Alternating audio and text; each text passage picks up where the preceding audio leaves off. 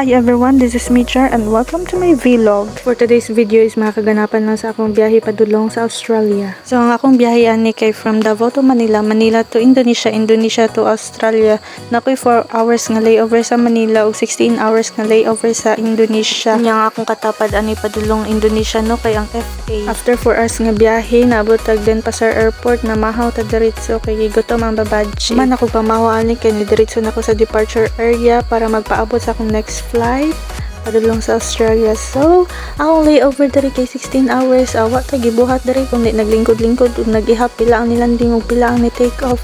Unya kay nalubot man ko mo to nag-charge sa ako kadali dira sa gate number 3 bang nagpaabot sa akong next flight.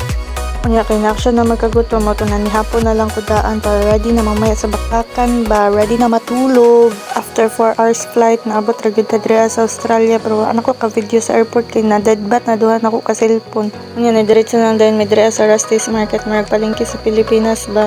Human kay ni hapit og Kmart para mapalit og tsinelas. Unya ni biyahe na dayon pa uli. Mara to guys, halong kamo permehas kasaliwat. Cheers.